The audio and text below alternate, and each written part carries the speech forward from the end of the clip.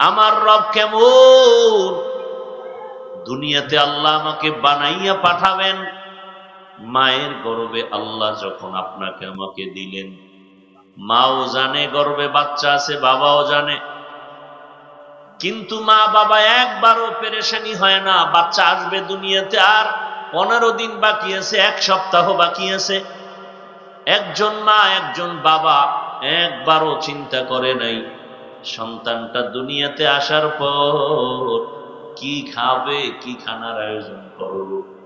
আল্লাহ বলেন, আল্লাহকেও বলে নাই ও আল্লাহ আমার সন্তানের খানার ব্যবস্থা করে দাও, কোনদিন মা বাবা বলে না, বরং আমার দয়াময় রব্বুল আলামিন মায়ের গর্ভে বাচ্চা আসার আগেই বাচ্চার খানার আয়োজন আগে করে ফেলেছে। কাদের কুদরত দারি বরকামাল আনতা রব্বি আনতা হাসবি যুল জালাল তুহি কাদের জলিলুল্লাহ জাহাদা বহর হালে তুহি মেরা নিগাহদা। দুনিয়াতে বাচ্চা আসার আগে আল্লাহ খানার আয়োজন করেছেন। বাচ্চাটা আসার আগে আল্লাহ এমন খানা দিলেন, দুনিয়ার কোন খানা বাচ্চা খাওয়ার উপযুক্ত না। দুনিয়ার মানুষ ফ্লাক্স বানায়, ফ্লাক্সের ভেতরে গরম পানি, গরম দুধ, গরম চা রাখে, বলে কতক্ষণ, বলে 24 ঘন্টার গ্যারান্টি, বেশি গ্যারান্টি কোনো কোম্পানি দেয় না। বাচ্চা একটু বড় হয়েছে, এখন মা সুজি খাওয়াবে, সুজিটা পাকানোর জন্য আগুন লাগবে, পানি লাগবে, দুধ লাগবে, চিনি লাগবে, লাগবে না? এগুলো সব অ্যারেঞ্জ করে যখন সুজি পাকায়, গরম সুজিটারে আবার ফ্যানের বাতাস দিয়ে ঠান্ডা বানায়, এরপরে 2-3 চামচ বাচ্চাকে দিয়ে দূরে রাখে। 2-4 ঘন্টা হয়ে গেলে সুজি ফালায় দেয়। কেউ কয় সুজি আর বাচ্চাকে দেওয়া যাবে না, পেট নষ্ট হবে। আমার আল্লাহ বলেন, দেখ আমি কেমন কুদরতের মালিক, আমি আল্লাহ মায়ের স্তনে তোর এমন খানার আয়োজন করেছি, যেই দুধ এত সুন্দর, আমি আল্লাহ এমন কুদরতের ফ্লাক্স বানায় তোর খানা রেডি রাখলাম। এমন খানা, চিনিও লাগবে না, পানিও লাগবে না, লবণ লাগবে না, আগুন লাগবে না, গরম করা লাগবে না, ঠান্ডা করার জন্য কোনো ফ্যান লাগবে না। বান্দা তুই 1 দিন আর 2 দিন না, 2টা বছর মায়ের স্তনের দুগ্ধ পান করবি, 1 সেকেন্ডের জন্য আমার কুদরতের খানা নষ্ট হবে না। এমন সুন্দর খানার আয়োজন করেছি। তুই এখন বড় হয়ে গেছো, তোর এখন দাঁতের দরকার। তোর আব্বা আম্মা বলে না, হে মালিক সন্তান দিলা, দাঁত কেন দিলা না? বলছে, দোয়া করছে, আমার সন্তানের দাঁত দাও। সময় মতো আমার আল্লাহ অর্ডার করে দিলেন, এই মুখের উপরের পাটি, নিচের দিকে দাঁতগুলো বড় হতে থাক, নিচের পাটির দাঁত উপরের দিকে বাড়তে থাক, উপরেরটাও নিচের দিকে বাড়ে, নিচেরটাও উপরের দিকে বাড়ে। কাছাকাছি লেভেল পজিশনে আসা মাত্র আল্লাহ বলেন স্টপ, বাড়বি না। আল্লাহ যদি থামায় না দেয় তো নিচের পাটির দাঁত যদি বাড়তেই থাকে, উপরেরটাও যদি নিচে বাড়তে থাকে, অবস্থা কত খারাপ। আল্লাহ আবার সময় মতো স্টপ করে দিলেন। এই দাঁতের পাওয়ার খুব কম। মা বাবায় কোনোদিন বলে নাই, হে আল্লাহ দাঁত দিয়েছো তো দিয়েছো, আবার কম পাওয়ারের দিলা কেন, ফুল পাওয়ারের দাও। আল্লাহ বলেন, কেউ বলে নাই। আমি আল্লাহ দয়া করে, মায়া করে, কারণ আমি তোরে আদর করে বানাইছি, আমি আল্লাহ বরং মায়া করে বানাইছি। ওই কম পাওয়ারের দাঁত আবার ফালাইয়া ফুল পাওয়ারের দাঁতের ব্যবস্থা তো আমি করেছি। তুই চাও নাই, তোর মা বাবায় চায় নাই। দুনিয়াতে আসার পর তুই আম্মু বলে ডাকতে পারো না, ডাকবি দূরের কথা, চিনোই না তোর মাকে, বাবাকে চিনো না, তোর এখন শুধু একটাই পুঁজি, কান্নার আওয়াজ। ক্ষুধা লাগছে বলতে পারো না, মা খানা দাও। প্রচন্ড ঠান্ডা লাগতেছে বলতে পারো না, কাঁথা দাও। পুঁজি কি? পুঁজি কি? কান্না।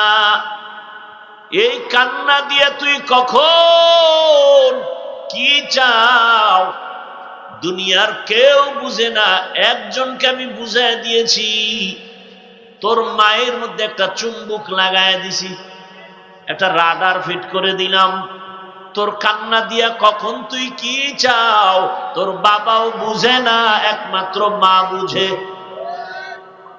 কানতেছে বাচ্চা, মা দৌড়ায় গেল, দ্রুত খানা দিল, পেট ভরা। বাচ্চা 5 মিনিট খেলতেছে, আবার কান্না। আব্বাজান কয়, বাচ্চা কাঁদে কেন, খানা দাও। মা কয়, মাত্র 5 মিনিট আগে খানা দিয়েছি, এখন আবার কেন? কথা, কাঁদে কেন? তুমি বুঝবা না, বাচ্চার কান্না হলে এখন ঘুমের কান্না। কিসের কান্না? ঘুমের আগে বাচ্চা কাঁদে, সেই কান্নাটা কান্না করতেছে। তোমার কান্নায় মা বুঝতেছে এখন তোমার বাথরুমের প্রয়োজন, মা ঘুম ভেঙ্গে দৌড়ায়।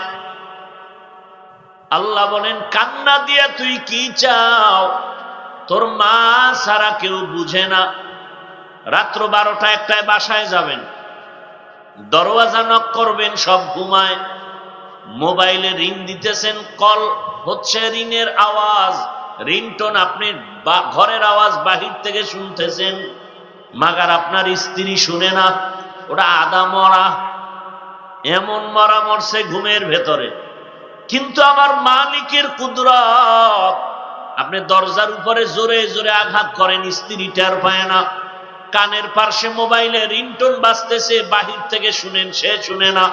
কিন্তু বাম পাশে মায়ের একটা শিশু বাচ্চা ঘুমায়।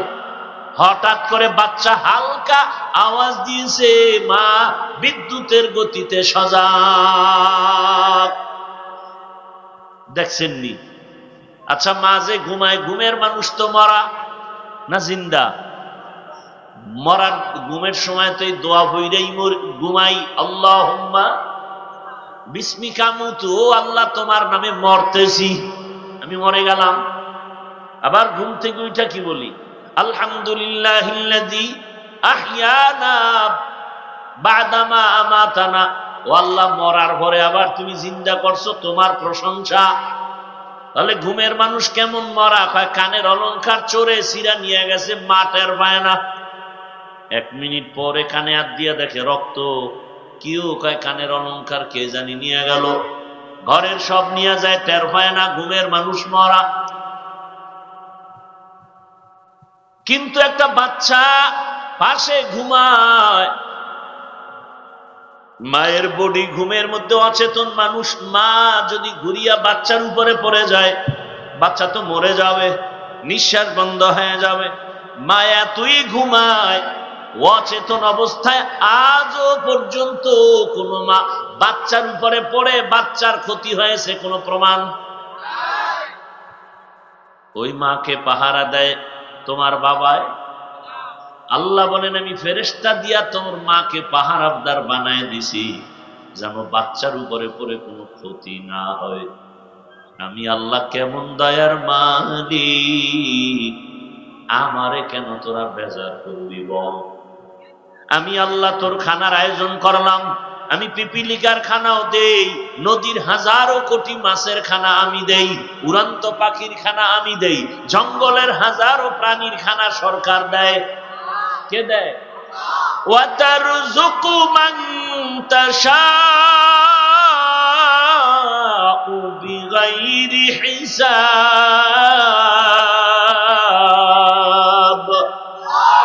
गर तवक्कुल मीकुनी हर सुबह शाम मेरो सनद रिज़्क़े तू अज़ला मकाम।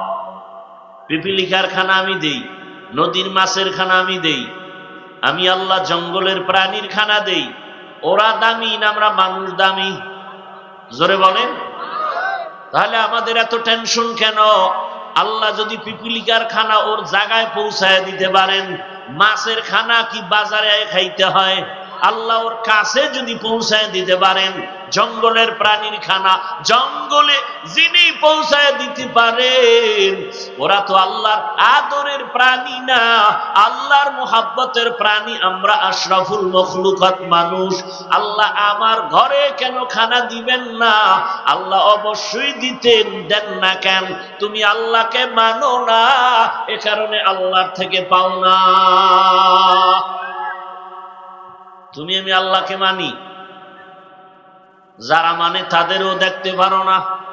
তোমার কপাল এত খারাপ, এমন কপাল পরা যে নিজেও আল্লাহর হুকুমে নামাজ পড়ে না, অন্যে পড়ে তাও পছন্দ করে না। আল্লাহর হুকুমে নিজেও পর্দা করে না, যারা পর্দা করে তাদেরকেও দেখতে পারে না। আল্লাহর হুকুমে নিজেও দাড়ি রাখে না, অন্যে দাড়ি রাখবে তাও পছন্দ করে না। আছে না নাই? এ কি সিঙ্গেল কপাল পরা না ডবল কপাল পরা? বড় কঠিন হালাত। ভালো করে বুঝেন আমার আল্লাহ কেমন দয়ার মালিক। আল্লাহ পাক রব্বুল আলামিন আমার আপনার জন্য এত সুন্দর খানার আয়োজন করলেন। দুনিয়াতে যত প্রাণীরা খানা খায়, আমাদের মানুষের খানার মতো পিওর সুস্বাদু খানা জমিনে আর কোনো প্রাণী পায় না। আমাদের খানাগুলো কত পিওর, কাবার লাগানো। তুমি ভাত খাইবা, চালটা কাবারে ঢুকায় রাখছেন, জানো তোমার কোন শরীরের মধ্যে গিয়া ক্ষতির কারণ না হতে পারে। তুমি রুটি খাইবা, গমটাও কাভারে আটকানো, ঠিক নেই? ভাতও রেডি, রুটিও রেডি, এবার তরকারি লাগবে নি? কথা বলেন না কেন? তরকারি দিবে সরকার না, আল্লাহ বলেন তরকারি দিয়ে দিলাম জমিন থেকে আমি আল্লাহ। কত ধরনের শাক সবজি চাও, এও কাবার লাগায় দিছি। এবার তরকারি পাকাইতে তোর মশলা লাগবে, তোর বাবায় দেয় নাই, সরকার বানায় না, আমি আল্লাহ পেঁয়াজ বানাইছি আমি না তোর বাবায়। রসুনের ব্যবস্থা, এলাচি, দারুচিনি, হলুদ, মরিচ কে দেয়? কে দেয়? কোন সরকার দেয়? করোনার সময় দেয় নাই সরকার? সরকারের চান্দি গরম দিবে কারে? যারে দিয়ে ভূত সারাম এরে ভূতে পেয়েছে। হ্যাঁ, আল্লাহ কয় দেখ, মহামারী করোনার ভিতরে তাকাইয়া দেখছো, সারা দুনিয়ার সব বাহাদুরের মাথা হাঁটুর নিচে চলে গেল। ক্ষমতার বাহাদুরি শেষ, বিমান বন্ধ, চাকুরি বন্ধ, ফ্যাক্টরি বন্ধ, দোকান বন্ধ, ব্যবসা বন্ধ, স্কুল কলেজ বন্ধ, নদীর যান চলাচল বন্ধ। কিন্তু তাকাইয়া দেখছো এ জমিনে আল্লাহর কোরআনের একটা মাদ্রাসাও বন্ধ হয় নাই।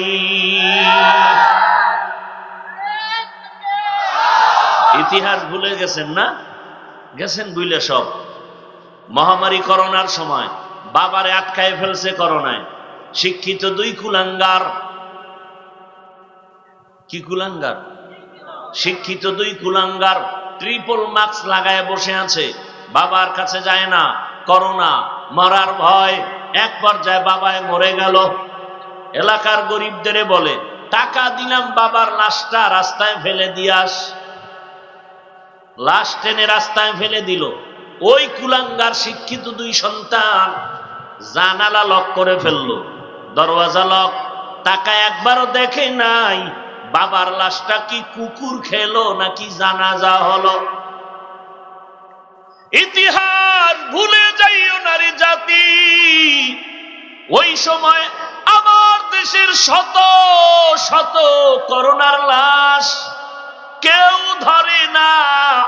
কিছু পুলিশ ভাই আর সিংহবাগ আমার দেশের টুপিওয়ালা ওলামায়ে কেরাম এই করোনার লাশগুলো নিজেদের কাঁধে নিয়েছেন, গোসল করালেন, কাফন পরালেন, জানাজা পরালেন, কবরে দাফন করেছেন।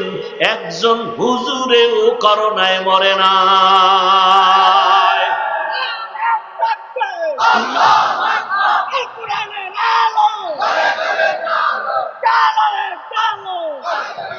ভাইয়েরা আমার, মিথ্যা বলছি? জোরে বলেন। এই জন্যই বলেছি দুনিয়ার সব চান্দাবাজ আর ধান্দাবাজ, একমাত্র এই জাতির আপন বন্ধু আমার আল্লাহ, আর এই জমিনে তোমার বন্ধু হলো ওলামায়ে কেরাম। ওলামায়ে কেরাম নিঃস্বার্থ বন্ধু। কয় টাকা দিছো করোনার এই খেদমতের বিনিময়?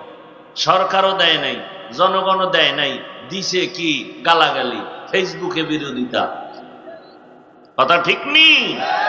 এলমেরা এজাজো করদান বেহিসাব, খলকেরা দাতান জওয়াবে বাসওয়াব। আচ্ছা আমাকে বলেন তো, বর্তমানে যারা সরকারি চাকরি করে, বেসরকারি চাকরি করে, এদের প্রতিদিনের ডিউটি কত ঘন্টা? কথা বলে 8 ঘন্টা ডিউটি। মাসে বেতন কত? নিম্নে বেতন কত? কথা হয় না। যারা জানেন তারা বলেন নিম্নে বেতন কত? 20,000 ধরি। কয় হাজার? 20,000। নিম্নে বেতন 20,000 টাকা। ডিউটি কয় ঘন্টা? এই কথা বলেন সবাই। 8 ঘন্টা বেতন, 20,000 নিম্নে। টেবিলের নিচে আরো কত মুক্তার দানা পড়ে থাকে? কথা বলেন। দুনিয়ার কোথাও যদি না থাকে, আমার সোনার বাংলায় টেবিলের নিচে বহু মুক্তা পাওয়া যায়। কথা ঠিক নি? এগুলো পাইলেই আঙ্গুল ফুলে কলা গাছ। কথা ঠিক নি? আল্লাহ হেদায়াত দান করুন। তাহলে সরকারি চাকরি করে, বেসরকারি চাকরি করে, ডিউটি 8 ঘন্টা, নিম্নে বেতন 20,000, আবার হারাম শুকর খায় আরো কোটি কোটি টাকা।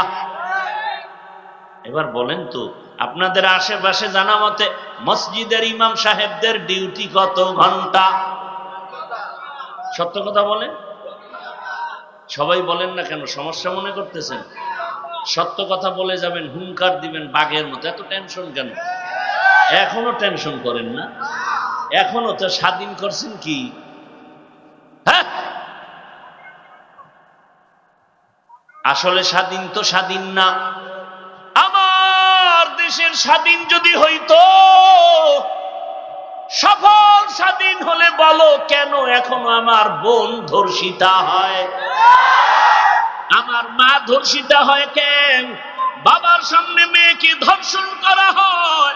কিসের স্বাধীন করেছো? স্বামীর সামনে স্ত্রীকে ধর্ষণ করা হয়। স্বাধীন যদি সফল হয়, পানির মধ্যে লাশ কেন ভাসতে দেখা যায়?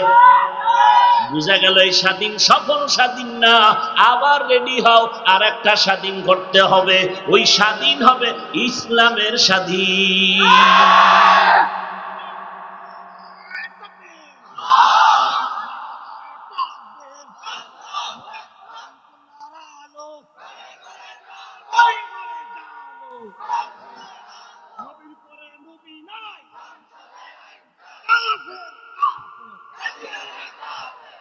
ভাইরা আমার, তাহলে আর একটা স্বাধীন করতে হবে। কিসের স্বাধীন?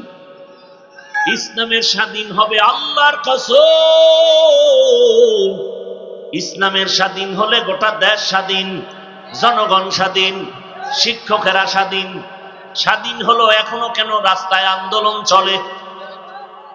হ্যাঁ, হুজুরেরা আন্দোলনে নামছে কেন? এত আন্দোলন। আর একটা কথা মনে রাখবারে জাতি, আলেমরা যেই আন্দোলনে নেমে যাবে, ওই আন্দোলন 100 নয়, ওভার 100 সফল হয়ে যাবে। নাস্তিক মাথা গরম তো এখান থেকে।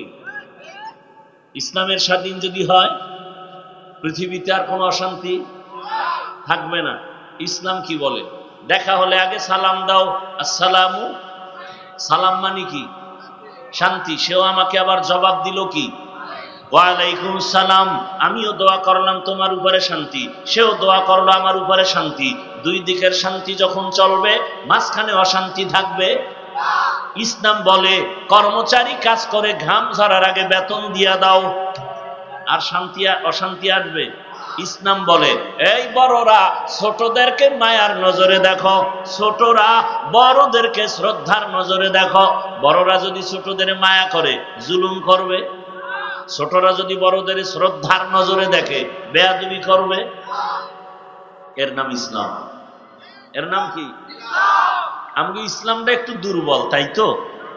কি বলেন? শুদ্ধ সবাই হিসাব করে বলেন, আমাকে ইসলামটা একটু দুর্বল।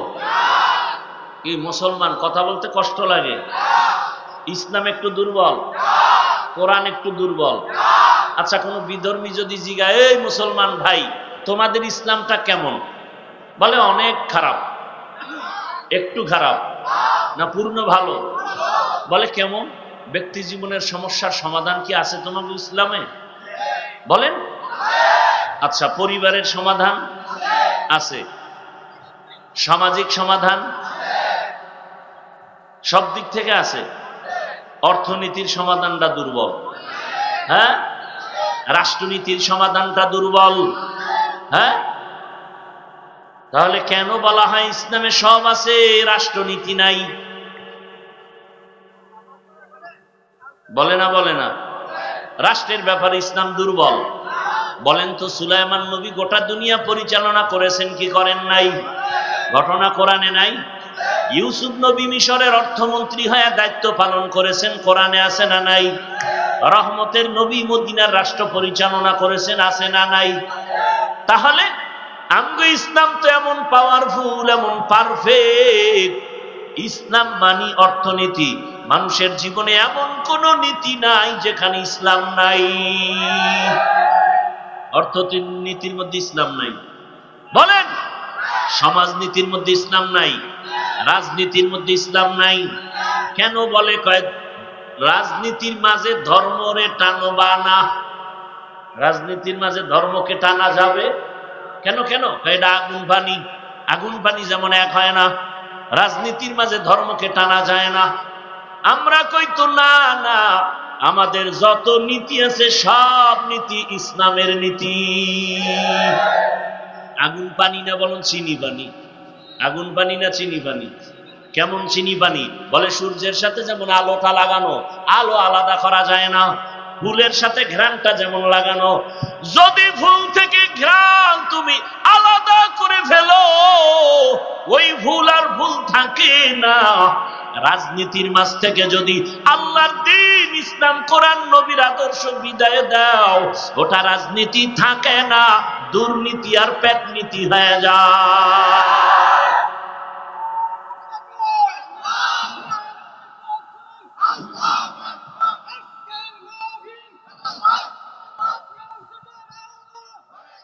ভাইয়েরা আমার, বুঝেন কথা? বুঝেন? আপনি যদি বলেন ইসলামে রাজনীতি নাই, তার মানে হলো রাজনীতির বেলায় ইসলাম দুর্বল। আসলে কি ইসলাম দুর্বল? বরং ইসলাম আর রাজনীতি কেমন মিলানো, ফুল আর ঘ্রাণ যেমন মিলানো। ফুল থেকে ঘ্রাণ চলে গেলে ও ফুল আর ফুল থাকে না। ঠিক রাজনীতির মাঝখান থেকে আল্লাহ রসুলের আদর্শ বিদায় হয়ে গেলে ওটা দুর্নীতি হয়, পেটনীতি হয়, রাজনীতি থাকে না। আল্লাহ বুঝার তৌফিক দান করেন। বানায় বললাম কিছু, খবরদার কথা।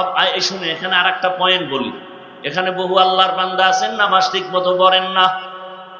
সত্য কথাটা বলেন না কেন? তার মানে আপনি কাফের। এখানে একটা পয়েন্ট ভালো করে মনে রাখবেন। নামাজ পড়েন না এক জিনিস, নামাজ পছন্দ করেন না আলাদা জিনিস।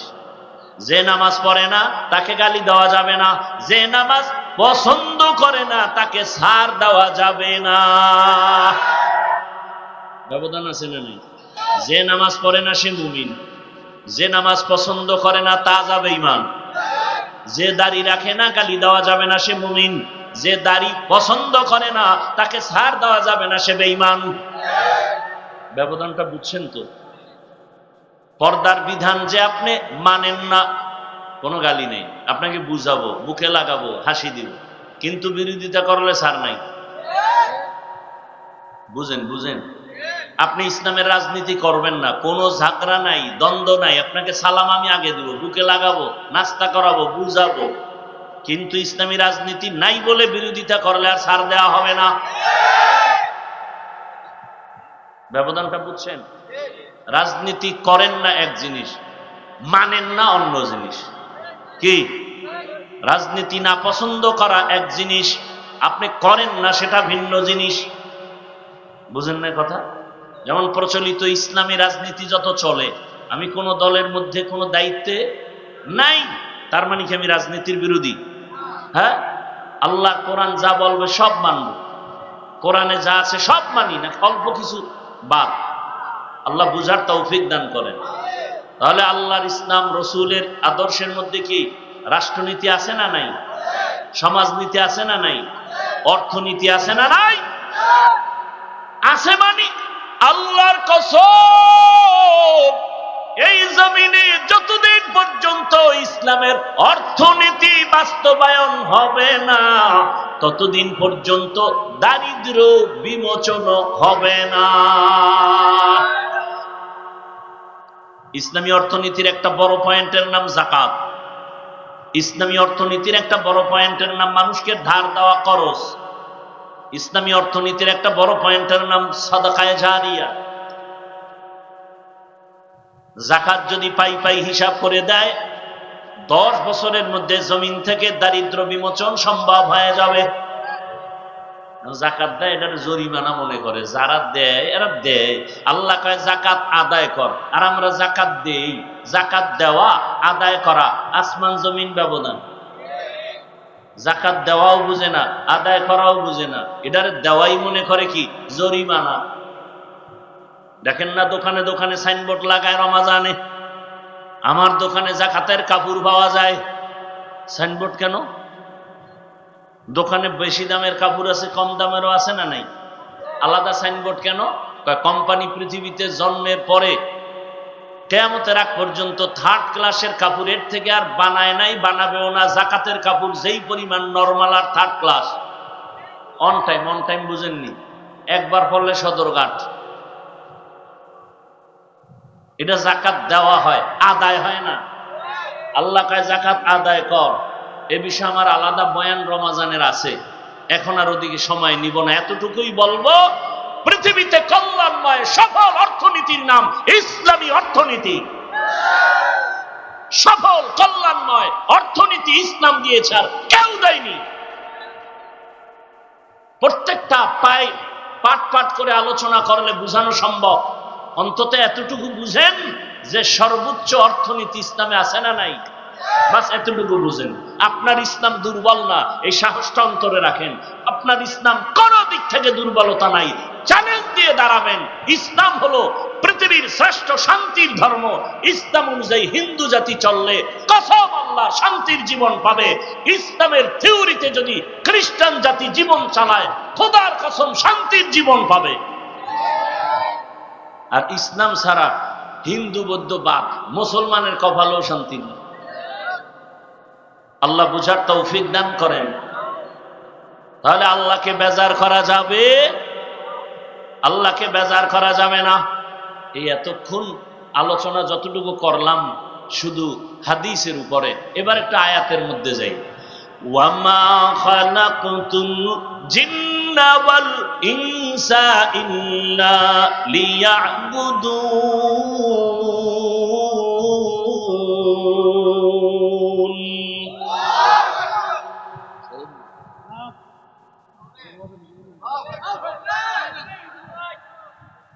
নাচতে জানলে আবার উডন বাঁকান।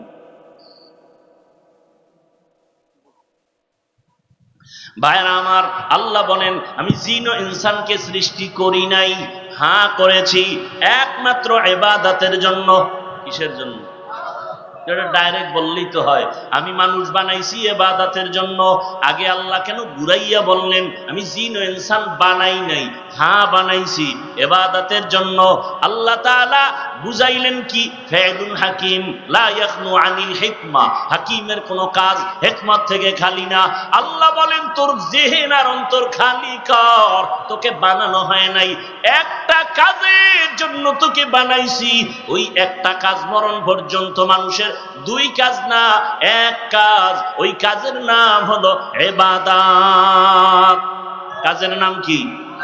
ইবাদত। এবার বুঝার চেষ্টা করেন ইবাদত মানে কি। অনেকে কয় তসবিহ হাতে লও, পাগড়ি লাগাও, হাতে লাঠিলে মসজিদে যাও, জিকির করো, তাবলিগে যাও, কোরআন তেলাওয়াত করো।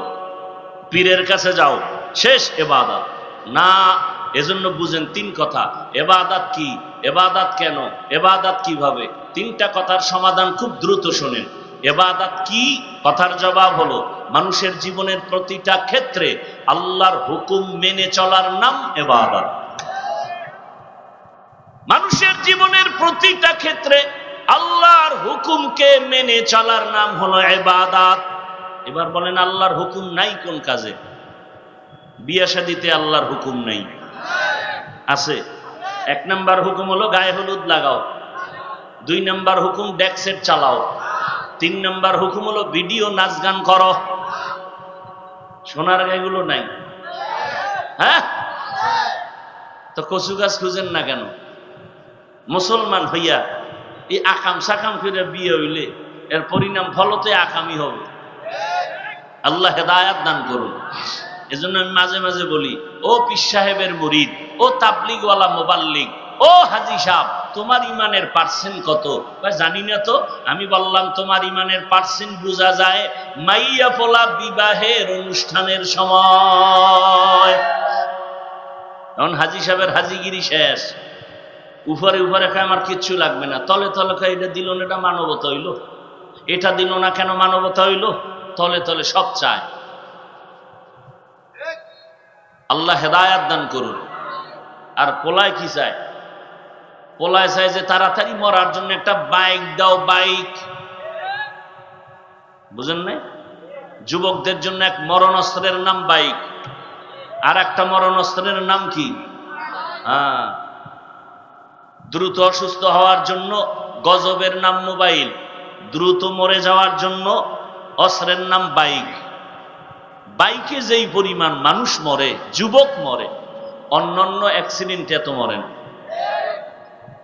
যুবক বাঁচতে চায় বেশি দিন, অস্ত্র হাতে নিয়ে নিছে তাড়াতাড়ি মরার। থাকতে চায় সুস্থ, অসুস্থতার অস্ত্র মোবাইল হাতে নিয়ে চলতেছে। আল্লাহ হেদায়াত দান করুন। মোবাইল মানুষকে এই পরিমাণ অসুস্থ বানায়, যার ঔষধ আবিষ্কার হওয়া বড় কঠিন। কিডনি দুর্বল, হার্ট দুর্বল, ব্রেন দুর্বল, চোখের পাওয়ার, কানের পাওয়ার। এই যারা টাচ মোবাইল চালাও যুবক, বুকে হাত দিয়ে বলতে পারবে আল্লাহরে সাক্ষী রেখা, তোর চরিত্র খুব সুন্দর। আল্লাহ হেদায়াত দান করুন, আল্লাহ হেদায়াত দান করুন। জীবনের প্রতিটি জায়গায় আল্লাহর হুকুম বাস্তবায়ন করার নাম ইবাদত। ইবাদত করব কেন? এক নাম্বার কারণ হলো আমার রবের সাথে হবে মুলাকাত, আর বিনিময়ে পুরস্কার পাবো, শান্তির ঠিকানা জান্নাত। ইবাদতের মাধ্যমে মোলাকাত হবে কার সাথে? ফামান কানা ইয়ারজু লিকা রাব্বিহি ফালইআমাল আমালান সালিহা ওয়ালা ইউশরিক বিইবাদাতি রাব্বিহি আহাদা। রবের মোলাকাতের জন্য শিরিক করা যাবে না, নেক আমল ছাড়া যাবে না। আমল করতে হবে, শিরিকের গন্ধ থাকা যাবে না। তাহলে ইবাদত কেন করব? রবের সাথে মোলাকাত, বিনিময়ে পাবো কি? জান্নাত। এখন ইবাদতটা কোন সিস্টেমে করব? ডাক্তারের পরামর্শে, প্রফেসরের পরামর্শে? এক কথায় জবাব, ইবাদত হতে হবে একমাত্র মদিনাওয়ালা নবীর আদর্শ অনুযায়ী। নবীর আদর্শ মতে খানা খাও ইবাদত, নবীর আদর্শ মেনে তুমি ঘুমাও ইবাদত, নবীর আদর্শ মেনে জুতা পরো ইবাদত, নবীর আদর্শ মেনে দোকানদারি করো ইবাদত, নবীর আদর্শ মেনে তুমি চাকরি করো ইবাদত, নবীর আদর্শ মেনে বাথরুমে যাও ইবাদত, নবীর আদর্শ মেনে তুমি নামাজ পড়ো ইবাদত। নবীর আদর্শ মানবা না, নামাজ পড়বা হবে না। নবীর আদর্শ বাদ দিয়া রোজা রাখবা হবে না। একজনে মাগরিবের নামাজে দাঁড়াইয়া চিন্তা করে বেজোর 3 রাকাত পরে লাভ কি? আল্লাহকে আরো 2 সেজদা বাড়ায় জোর 4 রাকাত দিয়ে দেই, সওয়াব হবে? কেন হবে না? নবীর আদর্শে নাই। একজনের রমজানের রোজা রাখে আবেগ বাইরে গেছে, আল্লাহ পুরা বছর যদি দিতে একটাও ভাঙতাম না। যখন দেও না, অন্তত ঈদের দিনটা রাখি। ঈদের দিন রোজা রাখলে সওয়াব না গুনাহ? কেন? নবীর আদর্শে রসুলের আদর্শ বাদ দিয়ে নামাজ পড়লে হবে না, রসুলের আদর্শ বাদ দিয়ে রোজা রাখলে হবে না, রসুলের আদর্শ মেনে তুমি কাউকে বন্ধু বানাও ইবাদত, নবীর আদর্শ ঠিক রেখে তুমি জুতা পরবা ইবাদত, নবীর আদর্শ মেনে ঘুমাও এটাও তোমার ইবাদত। নবী বলেন কেউ যদি এসা পরে ঘুমাও, ঘুম থেকে উঠিয়া যদি ফজরের নামাজ আদায় করো, ঘুমের সময়টাও নেকের পাল্লায় ওজন দেয়া হবে।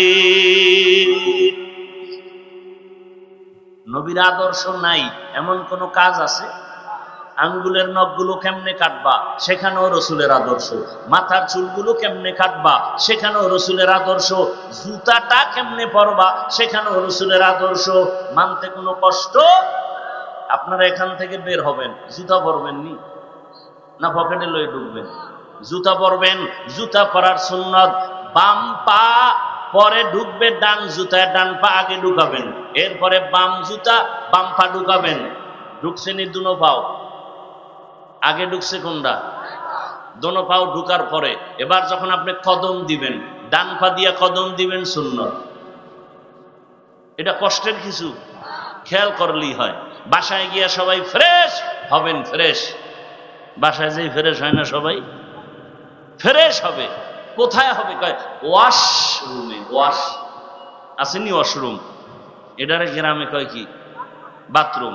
না, বাথরুমের ওয়াশরুম বানাইয়েন না, ওয়াশরুম আলাদা করেন। বাথরুম হলো জিন শয়তানের আড্ডাখানা। এজন্য নবী বলে ঢোকার আগে দোয়া কইরা ঢোক, নিলে মাইর খাবি। আল্লাহুম্মা ইন্নী আউযু বিকা মিনাল খুবুসি, সব খবিস ওখানে আছে। এজন্য বাথরুমে গিয়া ভুইরা মাথা ফাড়ে, ঠিক নি? নবী কয় খালি মাথায় ঢুকবি না, খালি পায়ে বাথরুমে যাইবা না। বাম পা দিয়া ঢুকো নাকি ডান পা? বাম পা দিয়া ঢুকবা, দোয়া পইরা ঢুকো। এরপরে যখন বসবা, বসতে গিয়ে নবী বলেন বাম পায়ের উপরে বাথরুমে বসা, বসবা কোন পায়ে ভর করে? বাম পা, সুন্নত। হাঁটুর উপরে কাপড় উঠাবা না, সুন্নত। মক্কার বেঈমান রাখা তুঙ্গ নবী কেমন নবী? বাথরুমের নিয়ম শিখায়। সাহাবায়ে কেরাম বলেন নবী বাথরুমে বসারও নিয়ম শিখায়, পানি ব্যবহারের নিয়ম শিখায়। নবী বলেন বাথরুমে বসতে গিয়া বাম পায়ের উপরে ভর করে বসবা, সুন্নত। এবং হাঁটুর উপরে কাপড় উঠানো যাবে না, খালি মাথায় ঢুকবা না, জুতা ছাড়া ঢুকবা না। বাথরুমে তাড়াতাড়ি সময় কাটানোর পর ডান পা দিয়া বের হও।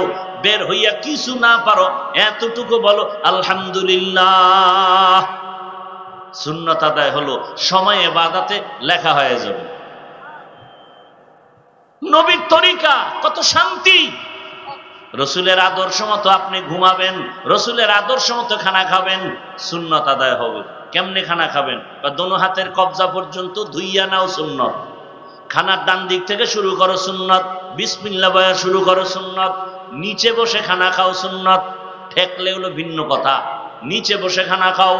এবং খানা ভেতরে তুমি বলো লাকাল হামদু আলাকার শুকর। আমাকে ভদ্রলোকেরা সুন্নত আদায় করে, ডান হাতে লোকমা দেয়, বাম হাত দিয়ে লবণ নেয়। লবণ কোন হাত দিয়ে নেয়? কেন কেন?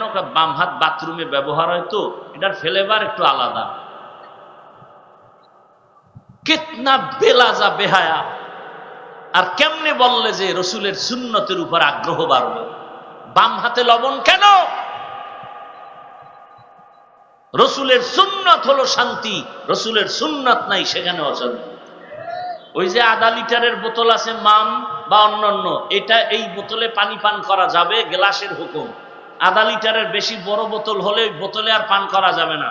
বড় জগ আছে, ওই জগে ডাইরেক্ট করা যাবে না, গ্লাসে পানি নাও। সুন্নত মানবা না? একজনে বোতল নিয়ে টান মারছে, নাহের ভিতরে দিয়ে ঢুকিয়া চান্দি গরম হয়ে গেছে। হয় না? হয় না? যেই পানি কেউ আটকায় না, ওই পানি গলায় গিয়ে আটকায় কেন? এজন্য সুন্নত অনুযায়ী ডান হাতে পানি পান করো, 3 শ্বাসে পানি পান করো। রসুলের সুন্নত শান্তি, এছাড়া কোনো শান্তি। ঘরে যখন ঢুকবা ডান পা দিয়া ঢুকো, জোরে সালাম দাও। জিনেরা থাকলে সালাম নিবে, ফেরেশতা সালাম নিবে। কেউ নাই, দূষিত কিছু বাড়ির মধ্যে থাকলে ভেঙে যাও। সালামের পাওয়ার। ডান পা দিয়া ঢুকো, সালাম দাও, এরপরে আলহামদু সূরা পড়ো, 3 বার কুল হু আল্লাহ পড়ো। আর ওই বাড়িতে বরকত শেষ হবে না। আবার যখন ঘর থেকে বের হও, ডান পা দিয়া বের হবা, না বাম পা? ডান পা দিয়ে বের হবা, এরপরে তুমি বিসমিল্লাহ বলে দোয়া পড়বা, এরপরে তুমি দরুদ ইব্রাহিমী পড়বা একবার, এরপরে আরো আরো দোয়া আছে। এরপরে বাইরে নাইমে যদি দেখো কেউ বলছে কিছু দেন, সাথে সাথে দিবা। দান করবা, কখনো সায়েলকে ধমক দিবা না, দেখো বরকত শুরু হয়ে যাবে। বরকত সব ইসলামের মধ্যে, আমরা মানি না। তাহলে ইবাদত, আল্লাহর হুকুম জীবনে বাস্তবায়ন করার নাম ইবাদত। কেন করব? আল্লাহর মুলাকাতের জন্য, বিনিময়ে জান্নাত পাওয়ার আশায়। ইবাদত কোন তরিকায় হবে? একমাত্র মদিনাওয়ালা রসুলের তরিকায় ইবাদত। কার তরিকায়? রসুলের তরিকা। এখন রসুলের তরিকা শিখানো হয় স্কুলে, কলেজে, কোথায়? মাদ্রাসায়।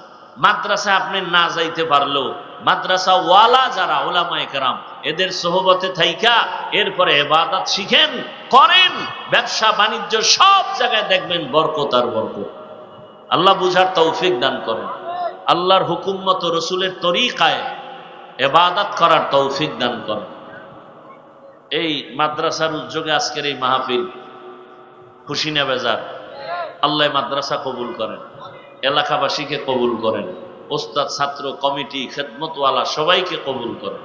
আপনাদের কাছে ব্যাগ নিয়ে যাবে, নগদ বিসমিল্লাহ বলে 1500 টাকা দান করবেন।